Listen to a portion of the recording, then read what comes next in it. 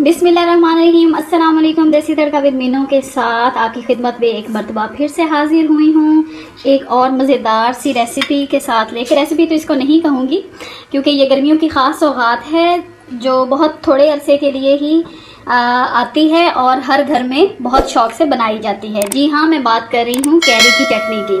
आज मैं जिस तरह से बनाती हूँ मैं अपने तरीके के साथ आपके साथ वो शेयर करूँगी जो कि बहुत ही आसान है। मैं बिल्कुल भी उसको ब्लेंडर में नहीं बनाती, मैं उसको बनाती हूँ जी कूली डंडे में। आज जो है क्योंकि कूली डंडे में बनाने का जो है वो ख़ास एक कच्चे बर्तनों का जो है एक वो ख़ास अरोमा होता है जिससे टेस्ट बहुत ज़्यादा इन्हेंस हो जाता है। तो मैं जब भी जो है वो चाहे मसाला पीसती हूँ, चाहे वो लहसुन अदरक का पेस्ट हो, चाहे वो कोई भी चटनी हो किसी भी किस्म की, तो मैं डंडा जो है वो उसी को प्रेफर करती हूँ। इसको सिलबट्टा भी कहते हैं, इसको हमारे यहाँ इसके काफ़ी सारे नाम हैं। तो मैं वो मोस्टली जो है मट्टी की ही ये लेना पसंद करती हूँ। तो आएँ जी शुरू करते हैं। हमने लिया है जनाब 1 से 1.5 अदद ली है कैरी, उसको छील के छोटे छोटे ये देखें जी टुकड़ों में काट लिया है। साथ हम लेंगे थोड़ी सी जो है वो सुर्ख मिर्चें लेंगे, नमक लेंगे और लेंगे जी 1 से 1.5 चम्मच चीनी का। तो आए मैं आपके सामने ही इसको बनाना शुरू करती हूँ। डालेंगे सिल के अंदर हम ये डाल देंगे और इसको हम पीसना शुरू करेंगे।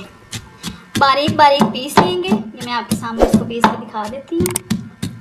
आराम आराम से बिल्कुल बारीक।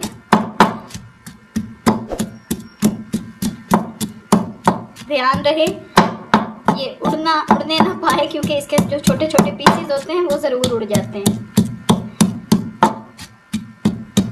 आहिस्ता आहिस्ता सारा पीस के उसके बाद जब स्पाइसेस डालने होंगे मैं फिर वापस आ। ये देखें जी अच्छी तरह से अब हमने इसको पीस लिया है। अब हम इसके अंदर नमक शामिल करेंगे, एक साथ मिर्चें, इस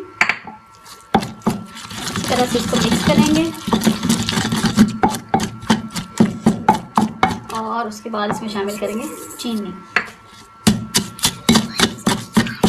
डाल के तो उसके बाद जी जनाब। तो हमारी जो है कैरी की चटनी वो बिल्कुल तैयार हो चुकी है और मैंने बनाया है आज भिंडी गोश्त और मैं इसको इसके साथ इंजॉय करने वाली हूँ।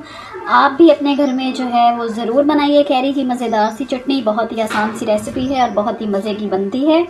आप ज़रूर बना के खाइएगा। कैरी जो है वो इस मौसम में थोड़े ही वक्त के लिए आती है तो कोशिश ज़रूर कीजिए कि इसका जो है कैरी का शरबत बना के पिएँ, उसकी चटनी बना के खाएँ क्योंकि ये बहुत ज़्यादा रिफ़्रेशिंग भी होती है और ठंडी भी होती है। इसी के साथ देसी तड़का विद मीनू को इजाज़त दीजिए। रेसिपी पसंद आए तो चैनल को लाइक और सब्सक्राइब ज़रूर कर दीजिएगा। वीडियो को लाइक और चैनल को सब्सक्राइब करना मत भूलिएगा। मिलते हैं किसी नई रेसिपी के साथ। अल्लाह हाफ़िज़।